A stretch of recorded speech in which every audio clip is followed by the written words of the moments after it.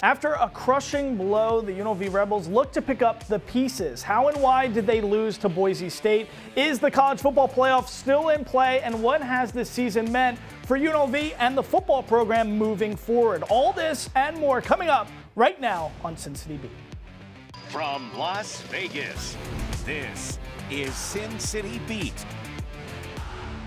Hello, and thanks for joining us here on City Beat. Welcome to the show. Great to have you with us. I'm Mike Davis. City Beat is the show that dissects the Vegas sports world through the eyes of the sports reporters and storytellers leading the charge. Joining the action today, we have Ray Brewer, managing editor of the Las Vegas Sun, Steve Cofield, host of Cofield and Company on ESPN Las Vegas, and Mike Ramala, sports reporter with the Las Vegas Sun. Great to have you guys here and with us. So a crushing defeat last Friday for the Rebels, number 17 Boise State, now ranked 15, rolled into town with Heisman favorite Ashton Jeanty and defeated the Rebels 29-24. So Steve Cofield, what was your initial reaction from that game? Yeah, I still come out of this game enthusiastic about UNLV football, but you can't make mistakes. You can't commit penalties, silly penalties. You can't lose eye discipline in coverage. And game management becomes an issue now that you can actually talk about with Barry Odom. And the margin here is very close. I think they're even teams, but UNLV fell short in a couple areas. Yeah, I mean, falling short there, losing that game and pairing it with the loss to Syracuse. How are you guys feeling about this season moving forward? I mean, I'm still in the UNLV has had so many years of not having winning seasons. The fact that they were ranked for the first time ever this season, no matter what you do the rest of the way, minus that game against Reno at the end, this is a success. I mean, to be ranked and to have this much attention and to set a program attendance record last week is just monumental, and shout out to them. You're good with 7 wins. Well, I mean, that would be if you. No, it sounds like it, yes. You're good with 7 wins. You're asking me right now today, Steve, if they lose to Hawaii and San Jose, I would be devastated. But right now today, after losing to Boise and after losing to Syracuse, I am very content because 40-some thousand people or $2 million worth of ticket revenue came to a game against Boise State, and they have 2 combined losses by 9 points. It's a shame because I think it's more hurtful because it was close. That second quarter, Mike Ramal, that's kind of where things fell out of hand. Yeah, they're going to win 10 games this year, which is a great thing. They're going to go 10-2. They're going to win their next 4. And yeah, they had their chances. Like, that's the part that hurts the most. It's a game that they were 2 evenly matched teams. Boise State, I think, edged them out in a few different areas. UNLV couldn't really block them up front. Too many sacks. 2-minute drill at the end of the first half. Complete disaster. Touchdown going the other way. You can't do that and beat a team as good as Boise State. The thing that really hurts now in retrospect, more so than losing to Boise State, is dropping that Syracuse game. Right. Because that was a game that they should have won. They were the better team. They gave that game away. And you could have survived the Boise State loss if that was your only regular season loss. But now they've got 2, and that game is going to come back to haunt them. Yeah, so the repercussions for this, Steve, explain that. Well, I still think they have a very outside shot. I don't know what the numbers say. I think it's like 4.5% shot at making the college football playoff. Now, a lot of things are going to have to break their way. Boise is going to have to lose a game or 2, and obviously if UNLV is in the championship game up there or hosting it, if Boise lost a couple of games, UNLV's got to win the Mountain West Conference Championship. A lot of things have to break the right way, but I'm with Mike. I don't know if they're going to win 10, but I think that's still the goal, and you can make a really good bowl game with a 10-win season. Potentially you get that shot against Boise State. So there's still a lot in front of them, but I also get what Ray was saying, because I think a lot of Rebel fans still have those battle wounds, those scars from years of not being very good. So after the game, you're kind of down in the dumps. But people shouldn't be so down in the dumps that they're like, oh, 6-2, the season's over. Like, these are new bars that are being set here. Right. There's still hope. And the relevance, we're keying in on that, and we're going to be talking a lot about today on the program, that and how we carry this momentum with future recruiting classes and all that kind of good stuff. I'm curious, before we dive into some of that later on in the show, Ashton Jeanty in person, what did we think about just seeing him in person? Heisman candidate, what did you think about just seeing him up close? I thought UNLV did a great job hemming him in. At the same time, It was probably very terrifying for the UNLV sideline because there were a number of runs where he was a shoelace away from a 60-yard touchdown or a 50-yard gain, and they're just bringing him down with the very last They man. contained him pretty. He still ended up with 130. He had to work for it. He's under 4 yards a carry. He had to work for it, but he came close a lot, and UNLV held him in. It would make me very interested to see what would happen if we got a rematch of these two teams in the championship game. For me, I would say, yeah, he did run for $130, and yeah, he is a Heisman contender because he looks great. Yeah. But, I mean, he didn't really impact the game that much. I mean, there was He did down the stretch because they couldn't get the ball back because he kept getting first down. So they got aggressive Very on fourth run a couple out the final times. But 100% they couldn't finish off runs there. Yeah, he basically, ended the game. But until then, He I didn't thought bust free.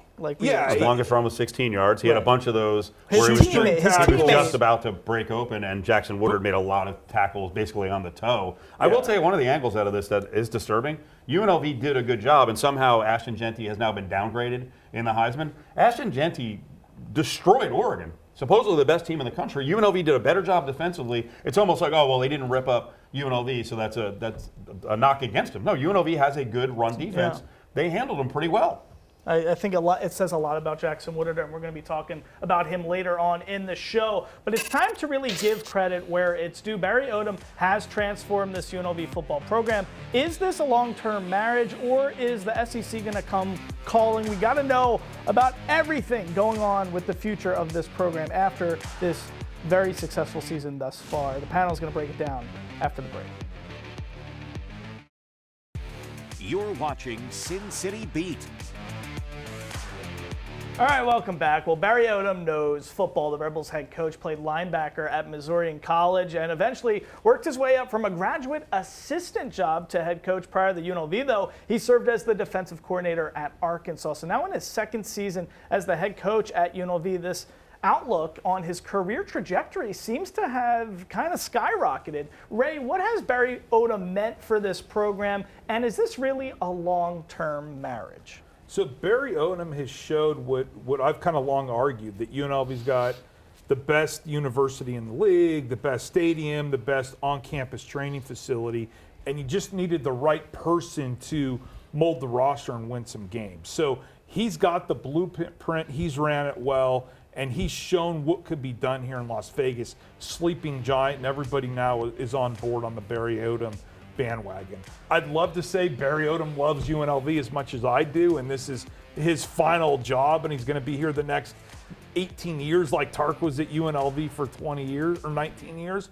But the reality is that there's other big conference jobs that pay better.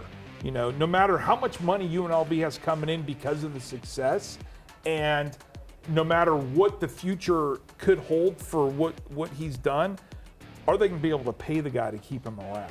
Well, what is that joke by Chris Rock? He says you're only as committed as your best option or something like that. What do you think it's going to look like for him in terms of other schools? They're going to come calling, I assume.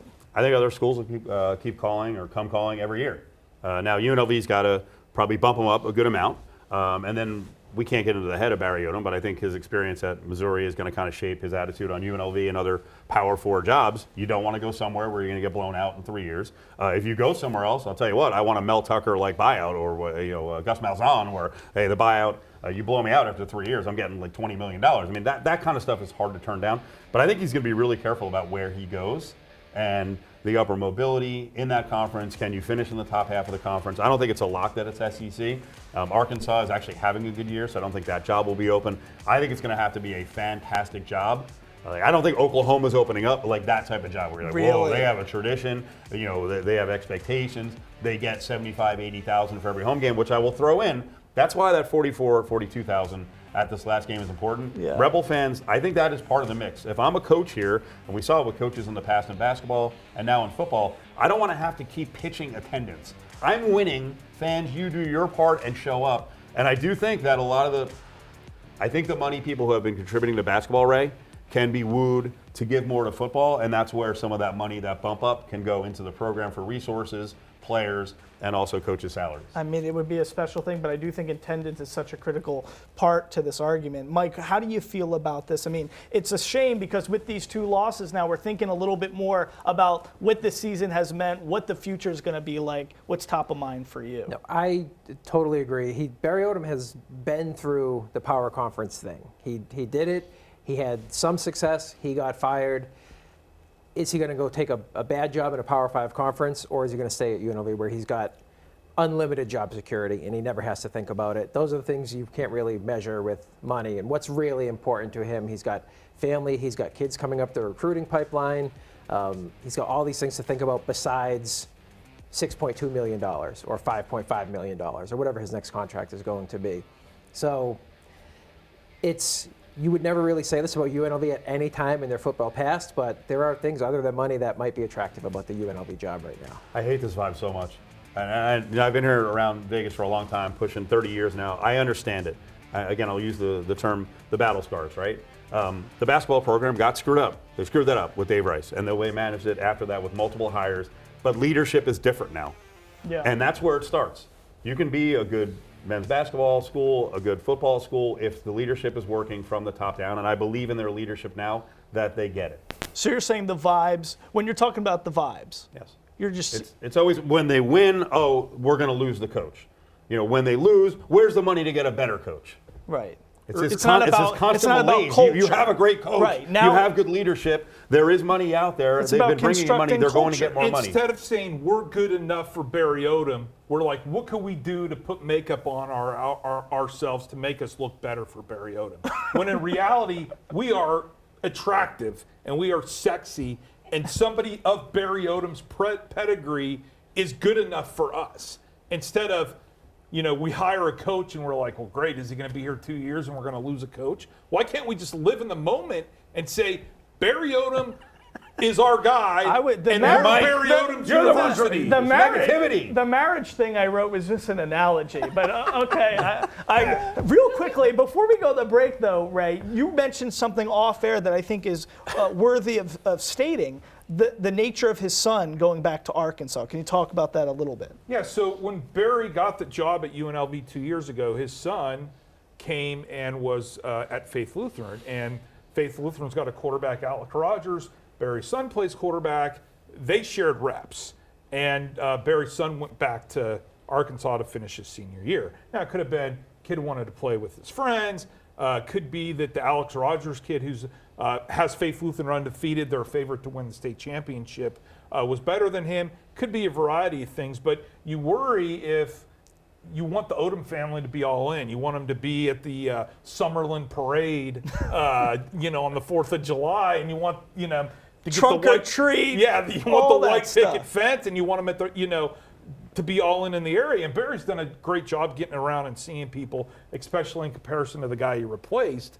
But you just worry that, you know, that his kid moved back. It's an interesting nuance to the whole argument. All right, well, Odom's impact has translated to the field, of course, and to the players. Guys like Jackson Woodard, Ricky White clearly have NFL potential, but what's their impact look like for attracting future recruits? More on that after these words. Well, how exciting is it to have UNLV football players with NFL draft potential, guys like Jackson Wood or Ricky White? They're projecting nicely to the next level, and their impact not only on this team, but on future teams is actually very fascinating. Mike Ramala, how has this team and these players impacted the future of recruiting here at UNLV? I think Barry Odom always says that they want to be a 4-year recruiting program. They want to recruit high schoolers and turn them into the next stars. But saying that is one thing. The reality is you're only going to be as good as the transfer portal guys that you bring in, experienced guys that you have to reload with every year. And for UNLV this season, this is a team that's going to lose a lot of play. You're going to lose a lot of seniors. This is a team that starts a lot of experienced guys. Right. If you want to compete and contend again next year, you're probably not going to do it with high school freshmen. It's going to be a busy portal offseason. And guys like Ricky White and Jackson Woodard and Antonio Doyle can be valuable in the sense that they provide a roadmap for other guys who are considering UNLV. This is a place where you can come, you can step in, you can be a team captain, You can be all league. You can make impact plays every week, and you can be a star at UNLV. This is a program that knows how to do it correctly with transfers. Well, it's fascinating because last week on the program we had the all-time leading rusher in UNLV football history, Chuck the Wagon Williams, was here. He was telling me off air, which is very fascinating, if he had opted when he was playing to go to like a Toledo instead of a UNLV, just because they had the pedigree of like a Kareem Hunt coming out of Toledo, that his draft prospects would have been tremendously different just because the pipeline of guys from college going to the NFL was proof in the pudding. So that's a very interesting thing. Do you think, as we're going to look to get guys drafted, what do you think about that statement and stuff like that? I think it helps to have some history at a program, but I don't think that's the make or break. I think if Chuck were good enough, he'd be in the league. You guys are telling me that Toledo's a running back pipeline? He was just referencing in recent history, if there are guys at that position who have done well, maybe you get an extra look. I don't necessarily. I get it if you're talking about like the tight end at Alabama or the tight ends at Iowa. I'm not, but that's why I said Toledo. I didn't say we know Iowa has the tight end pipeline. We know LSU has the wide receiver pipeline. We know the Huskies have the secondary pipeline. But Chuck was specifically saying just having one or two guys hit from a program can alter the way that scouts, GMs, and everybody's looking at you as a draft prospect. There is more of a scouting presence at UNLV of practices and everything nowadays. I think you would agree, Steve. Because they're winning. Yes, it's helping. Because they're winning, and it also, I think, staffs matter as well. I've heard some people get after the previous staff that they didn't feel like the previous staff helped them out a whole lot in terms of getting to the NFL. There are connections work from college football up to the NFL. Right. I think winning and exposure is the most important thing, and they're getting a ton of exposure. And to go back to how you build the program, the transfer portal is really interesting. They're going to use the transfer portal, and they've nailed it a lot. But I think people are missing what's on the way in the program.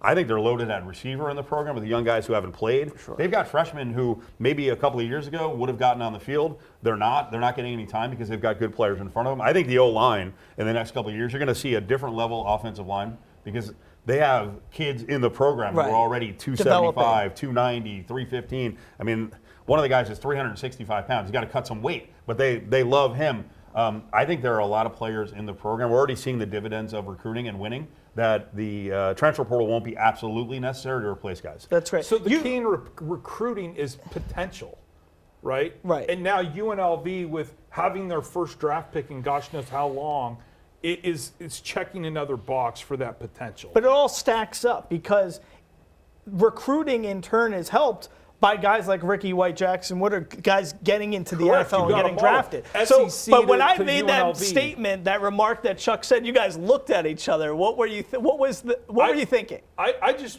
the value for me is being able to get on the field at UNLV, right? UNLV offers you an opportunity to compete at a high level, where if you're not doing it in the SEC or you're not or the Big Ten like White and Woodard, then you have an opportunity to play. And Chuck had the ball 1,000 times at UNLV. I mean, this was the greatest setup for him because they had nobody behind him. And he got to carry the ball constantly, and he had a ton of film for NFL scouts. I'm not all in thinking that some other for me, you're not going to be – I'm not drafting the next guy from Iowa at tight end just because George Kittle went there and another tight end went there. You still have to be able to play. I understand. See, look at that. He's such a smart guy. And look at the flex. Look at the flex. You only see 25% of the I voted sticker. I even love that. He's got that going too. I'm just saying that UNLV is a sleeping giant in football. They got a great coach. They've got a formula that works. You couldn't get on the field at Arkansas, come here and be the all-Mountain West Player of the Year. You couldn't get a touchdown at Michigan State, come here and become a first-round draft pick, and people are going to follow suit. The story I had last week in Las Vegas Sun, they sold out 3 straight weeks on all their recruit tickets. All right. We got to go to the break. When we return, we're talking predictions for the rest of the season. Make sure you stick around. All right, so UNLV enters the bye week at 6-2. Next week, they return to play in Hawaii against the Rainbow Warriors in a battle for the Golden Pineapple. Steve, there's no guarantee UNLV plays in the Mountain West title game, but what's your prediction for the rest of the season for UNLV? This is ridiculous. I'm going to say it's a safe prediction. I'm going to go with 9-3. I think they could lose one of these games down the stretch. That doesn't put them out of the mix for the Mountain West title game. I think CSU will lose multiple times Colorado State.